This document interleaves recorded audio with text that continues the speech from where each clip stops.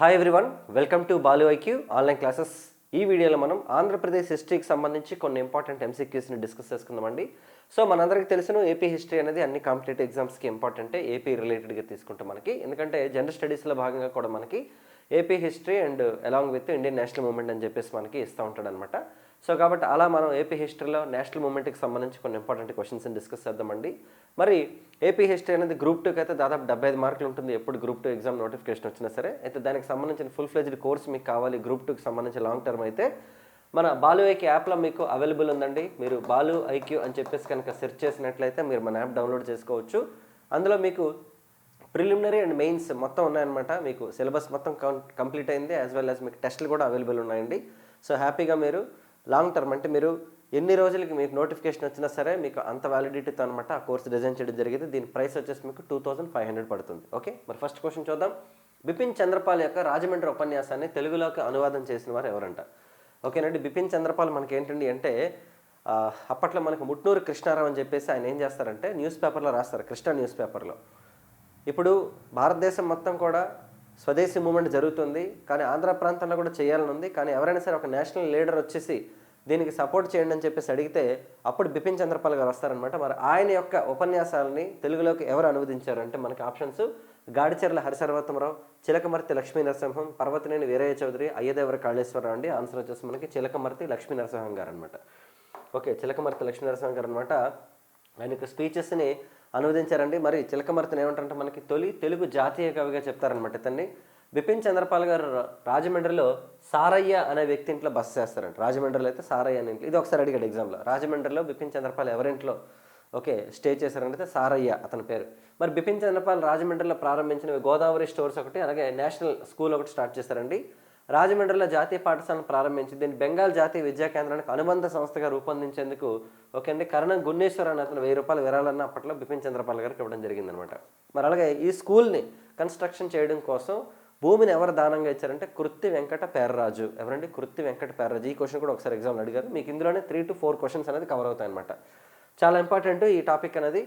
మరి చిలకమర్తి లక్ష్మీనరసింహ గారు వచ్చేసి ఆయన ఫ్లోలో బిపిన్ చంద్రపాల్ గారి గురించి బిపిన్ చంద్రపాల్ గారి యొక్క స్పీచెస్ని అనువదిస్తున్న టైంలోనే ఆయన ఒక అద్భుతమైనటువంటి ఒక పోయం కూడా చెప్పడం జరిగింది. ఇది ఎవరు రాశారని కూడా అడిగారు మనకి. భరతఖండంపు చక్కని పాడియావు, హిందువులు లేకదోడలో ఏడ్చుండ, తెల్లవారును గడిసారు గొల్లవారు పెరుగుచున్నారు మూతులు బిగిబెట్టి అని చెప్పేసి ఆయన రాయడం జరిగిందనమాట.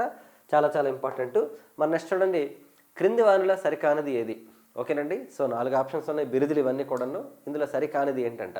ఆంధ్ర భీష్మ న్యాపతి సుబ్బారావు, ఆంధ్ర రత్న దుగ్గిరాల గోపాలకృష్ణయ్య, ఆంధ్ర శివాజీ త్రిపురనేని రామస్వామి చౌదరి, ఆంధ్ర ఠాగూర్ బెజవాడ గోపాల్ రెడ్డి అండి.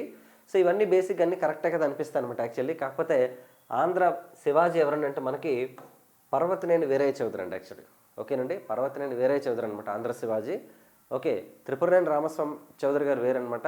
ఆయన ఏంటంటే సూత పురాణం, శంభూకవధ అనేవి రచించారండి త్రిపురనేని రామస్వామి చౌదరి గారు. ఎవరంటే ఈయన త్రిపురనేని రామస్వామి చౌదరి గారు వాళ్ళ అబ్బాయి ఎవరండి అంటే త్రిపురనేని గోపీచంద్ అనమాట. అతను మనకి మొట్టమొదటి తెలుగులో వైజ్ఞానిక నవలైనటువంటి అసమర్థన జీవిత యాత్ర అనే పుస్తకాన్ని రచించడం జరిగింది. చాలా ఇంపార్టెంట్. నెక్స్ట్ అండి ఆంధ్ర భీష్మ కరెక్ట్ అండి, న్యాపతి సుబ్బారావు గారు. ఓకే, ఈయన లాయర్ అనమాట వాస్తవానికి. అలాగే నెక్స్ట్ రాజమండ్రికి పవర్ సప్లై రావడానికి కృషి చేసిన వ్యక్తులు లేని కూడా ఒకళ్ళు. మరి ఆంధ్ర ఠాగూర్ వచ్చేసి మనకి బెజవాడ గోపాల్ రెడ్డి గారు అండి. ఆంధ్రరత్న దుగ్గిరాల గోపాలకృష్ణయ్య. ఇన్ఫాక్ట్ చెప్పాలంటే మనకి చీరాల పేరాల సత్యాగ్రహం, మనకి ఇండియన్ నేషనల్ మూవ్మెంట్లో మనకి సహాయ నిరాకరణ ఉద్యమం జరుగుతున్న సమయంలో ఓకే ఆంధ్ర ప్రాంతంలో చీరాల పేరాల సత్యాగ్రహం నిర్వహించింది ఎవరంటే మనకి దుగ్గిరాల గోపాలకృష్ణయ్య అండి. చీరాల పేరాల దుగ్గిరాల అని గుర్తుపెట్టుకోవచ్చు మీరు. మరి ఆంధ్ర ఠాగూర్ ఎవరంటే మనకి బెజవాడ గోపాల్ రెడ్డి గారు అండి. ఎందుకంటే మనకి హైదరాబాద్లో రవీంద్ర భారతి ప్రారంభం అవడానికి ప్రధానమైన కారణం వ్యక్తి ఎవరంటే మనకి బెజవాడ గోపాల్ రెడ్డి గారు అండి. మరి అందుకని చెప్పేసి ఆయన ఆంధ్ర ఠాగూర్ అంటారు. ఒకసారి ఎగ్జామ్లో క్వశ్చన్ అడిగాడు అంటే ఆంధ్ర ఠాగూర్ ఆబ్వియస్లీ చాలాసార్లు అడిగాడు. అట్ ద సేమ్ టైం ఏంటంటే హైదరాబాద్లో రవీంద్ర భారతిని ఎవరు ఇనాగ్రేట్ చేస్తారని అడిగారండి. ఇనాగ్రేట్ చేస్తారంటే మనకి సర్వేపల్లి రాధాకృష్ణన్ గారు అనమాట. Okay right. So next question చూద్దామండి. 1847 మరియు 52 మధ్యకాలంలో ధవళేశ్వరం వద్ద గోదావరి నదిపై ఆనకట్ట నిర్మాణం జరిగింది. మరి దీనిలో కీలక పాత్ర ఎవరు పోషించారు? మనం అందరం సర్ ఆర్థర్ కాటన్ గారి గురించి చెప్తుంటాం కదా. మరి ఆయనకి సపోర్ట్ చేసింది ఎవరు? న్యాపతి సుబ్బారావు, మోక్షగుండం విశ్వేశ్వరయ్య, వేనం వీరన్న అండ్ వెలగపూడి కోదండరామ్ అండి. ఆన్సర్ వచ్చేసి మనకి వేనం వీరన్న అనమాట. వేనం వీరన్న అని అతను సపోర్ట్ చేశారండి. మరి చూడండి ఆర్థర్ కాటన్ యొక్క బిరుదు వచ్చేసి మనకి అపర భగీరథుడు. ఓకే, మనందరూ తెలిసింది కదా గంగని దివి నుంచి భూమికి తీసుకొచ్చింది మనకి అపర భగీరథుడిగా చెప్తాం కదా, అలా ఆర్థర్ కాటన్ కూడా ఈ బిరుదు ఇవ్వడం జరిగిందండి. అపర భగీరథుడు అంటారు అనమాట యాక్చువల్లీ మనకి.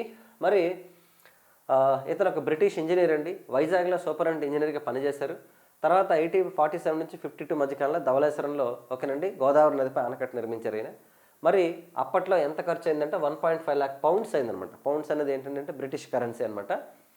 ఓకే, ఆర్థర్ కాటన్ కృష్ణ ఆనకట్ట నిర్మాణానికి ప్రణాళిక ఇవ్వడం జరిగింది. 1850 మరియు 55 మధ్య కాలంలో కెప్టెన్ ఓర్ అనే నేతృత్వంలో, అంటే ఆ పర్సన్ పేరు నేతృత్వంలో 1850-55 మధ్యలో స్టార్ట్ అయిందండి.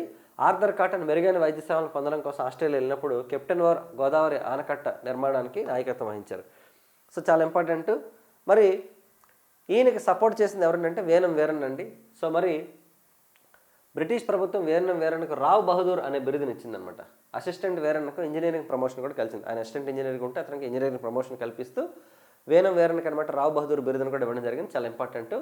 మరి దీంతో పాటు వేనం వీరన్ యొక్క పేరును ఆనకట్ల ఒక గోడపై శాశ్వతంగా చెక్కించింది బ్రిటిష్ గవర్నమెంట్. ఓకే, చాలా చాలా ఇంపార్టెంట్ ఇవన్నీ కూడా. సో మరి నెక్స్ట్ చార్లెస్ ఫిలిప్ బ్రౌన్ అండి. సో మనకి తీసుకుంటే ఈయన తెలుగు భాషని డెవలప్ చేసినటువంటి వ్యక్తిగా చెప్తాం. వేమన పద్యాలని సేకరించి వాటి తెలుగులోకి ట్రాన్స్లేట్ చేసిన వ్యక్తి మనకి చార్లెస్ ఫిలిప్ బ్రౌన్ అనమాట. మరి నెక్స్ట్ చూడండి, ఏపీ హిస్టరీ కూడా మీరు సింగిల్గా కావాలనుకుంటే తీసుకోవచ్చు. ఇండివిజువల్ కోర్సెస్ ఉంటాయి మన దాంట్లో, ఇండియన్ హిస్టరీ, పాలిటీ అవన్నీ కూడా ఉంటాయి. దాంతోపాటు మీరు ఓన్లీ ఏపీ హిస్టరీ కావాలన్నా సరే కూడా తీసుకోవచ్చు. డీటెయిల్ ఎక్స్ప్లెనేషన్ చేశాను, మీడియవల్, మోడర్న్, నెక్స్ట్ ఏన్షియంట్తో పాటుగా. మీకు అందులో ఏంటి టెస్ట్ సిరీస్లు కూడా ఉంటాయి. శాతవాహన చదవాలనుకోండి, శాతవాహన క్లాసెస్ అన్న విన్నాక మళ్ళీ టెస్ట్ సిరీస్ సపరేట్గా ఉంటుంది అనమాట, దానికి మెటీరియల్ ఉంటుంది. Okay right. జలదుర్గ మల్ల అనే బిరుదు కలిగినటువంటి రెడ్డిరాజు ఎవరంట? అనవేమారెడ్డి, అనపోతారెడ్డి, కుమారగిరి వేమారెడ్డి, పెదకోమటి వేమారెడ్డి. చూడండి జలదుర్గం ఓకేనండి. జలదుర్గ మల్ల అనేది ఎవరంటే కుమారగిరి వేమారెడ్డి యొక్క బిరుదు అనమాట ఇది యాక్చువల్లీ. ఓకేనండి. అలాగే ఇతని ఆస్థానంలోనే లకుమాదేవి అనే నర్తకి ఉండేదన్నమాట యాక్చువల్లీ. సో ఈ 2 క్వశ్చన్స్ అడిగారు, ఒకసారి జలదుర్గ మల్ల అడిగారు, అలాగే లకుమాదేవి గురించి కూడా అడగడం జరిగిందండి. మరి నెక్స్ట్ చూసుకుంటే మిగతా వాళ్ళు ఉన్నారు కదా, అనవోతారెడ్డి అని బిరుదు వీరన్నవోతు, ద్విపజీతుడు, ద్వీప విజేత, ద్విపజీత లేదా ద్వీప విజేత అని కూడా పిలుస్తారు.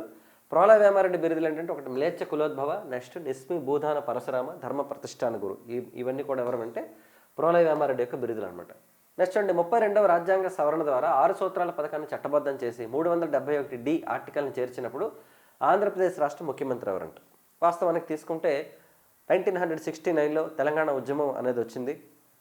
అలాగే 1971లో జై ఆంధ్ర ఉద్యమం వచ్చింది. సో దీంతో అప్పటి ఇందిరాగాంధీ గారి ప్రభుత్వం ఏంటంటే ఆంధ్రప్రదేశ్ రాష్ట్రంలో రాష్ట్రపతి పాలన పెట్టి తర్వాత కాలంలో 32nd కాన్స్టిట్యూషన్ అమెండ్మెంట్ చేసి 371D అండ్ 371E అనే ఆర్టికల్స్ని మనకి యాడ్ చేయడం జరిగింది. 371D ఏంటంటే జోన్స్గా ఏర్పాటు చేయడం. ఓకే, మొత్తం యునైటెడ్ ఆంధ్రప్రదేశ్ని కొన్ని జోన్లుగా విభజించారు. 371Eలో ఏంటంటే హైదరాబాద్ సెంట్రల్ యూనివర్సిటీ HCUని మనకి ఏర్పాటు చేయడం జరిగింది. అయితే మరి అవి ఇంప్లిమెంట్ చేసినప్పుడు అప్పుడు ముఖ్యమంత్రిగా ఎవరున్నారంట? పివి నరసింహారావు, జలగం వెంగళరావు, కాసు బ్రహ్మానందరెడ్డి, మరి చెన్నారెడ్డి అండి. ఆన్సర్ వచ్చేసి మనకి జలగం వెంగళరావు అనమాట.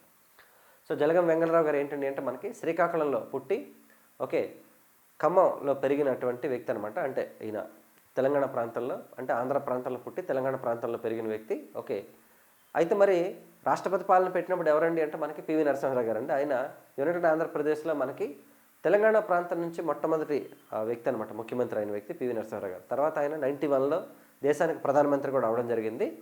మరి చాలా important 32nd constitution amendment. Okay right. Next చూద్దామండి.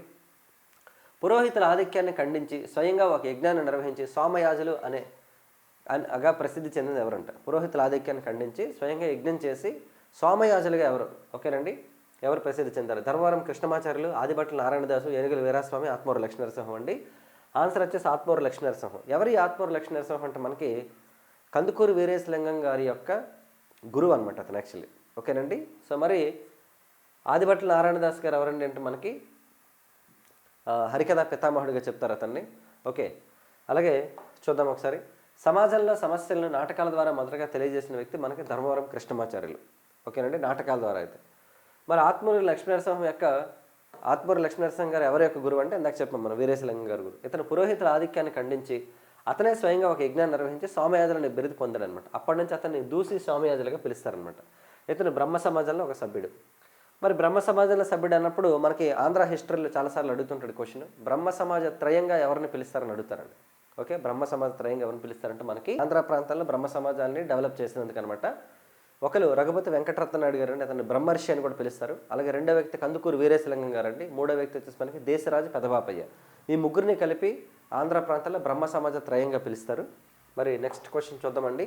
మకరధ్వజ, సర్వసిద్ధ కామదేవ, విషమసిద్ధి, పరమ భాగవతుడు అనేవి ఎవరి యొక్క బిరుదులంట?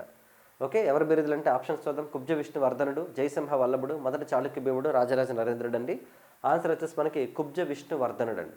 తూర్పు చాళుక్య రాజ్యం యొక్క ప్రారంభం చేసిన వ్యక్తి అతను. ఇన్ఫ్యాక్ట్ చెప్పాలంటే ఓకే, కుబ్జ విష్ణువర్ధనుడు మనకి కరెక్ట్గా 624, ఓకే 642 అనమాట. అంటే ఈ 24ని రివర్స్ చేసేయడం మనం. ఓకే, 6 లైన్స్ 2 పోతే 4. ఓకే, ఏదో గుర్తుపెట్టుకోండి మీకు నచ్చినట్టు. 6 లైన్స్ 4 పోతే 2. ఓకే, మరి ఇతన్ని మొదటి విష్ణువర్ధన్ అని కూడా అంటారు. ఎందుకంటే విష్ణువర్ధన్ అనే పేరుతో చాలామంది వస్తారు. మొదటివాడు, రెండోవాడు, 3, 4 విష్ణు ఇలా వస్తారనమాట యాక్చువల్. మరి ఇతను బిరుదులు తీసుకుంటే మకరధ్వజ, సర్వసిద్ధ కామదేవ, విషమసిద్ధి, పరమ భాగవత. ఇతను స్థల, జల, వన, గిరి అనే కోటలను ఆక్రమించి విషమసిద్ధి అనే బిరుదును పొందారనమాట. మరి ఇతను వేయించిన శాసనం మనకి చేజర్ల శాసనాన్ని వేయించారండి. మరి చాలా ఇంపార్టెంట్ ఎవరండి మనకి కుబ్జ విష్ణువర్ధనుడు, చాలా ఇంపార్టెంట్. వాస్తవానికి తీసుకుంటే ఐహోల్ శాసనానికి సంబంధించిన రెండవ పులకేసి వేంగి ప్రాంతాన్ని గెలిచిన తర్వాత వాళ్ళ బ్రదర్ ఎవరైతే కుబ్జ విష్ణువర్ధనుడు ఉంటాడో అతన్ని ఇక్కడ పెడతారు. మరి ఐహోల్ శాసనాన్ని వేసినటువంటి ఎవరు ఈ రెండవ పులకేసి ఎవరండి అంటే మనకి బాదామి చాళుక్యుల రాజులు వాళ్ళు, యాక్చువల్లీ పశ్చిమ చాళుక్యులు మనకి. ఓకే, ఇక్కడ తూర్పు చాళుక్యులు అనమాట. చాలా ఇంపార్టెంట్ తూర్పు చాళుక్యుల టాపిక్ కూడా. అందులో మనకి గుణగ విజయాదిత్యుడు, జయసింహ వల్లభుడు, రాజరాజ నరేంద్రుడు వీళ్ళంతా వస్తారు. ఓకే, ఇవండి ఈ వీడియోకి సంబంధించినటువంటి ఏపీ హిస్టరీ క్వశ్చన్స్. డెఫినెట్గా ఇక్కడ నుంచి మనం ఖచ్చితంగా ఎన్ని వ్యూస్ వచ్చాయన్నది కాకుండా ఏపీ హిస్టరీని మనం ప్రైమ్గా తీసుకొని డిస్కస్ చేద్దామండి. ఎవరైనా long term AP group 2 prepare అవ్వాలని అనుకుంటే మీరు మన యూట్యూబ్ ఛానల్ని సబ్స్క్రైబ్ చేసుకోండి.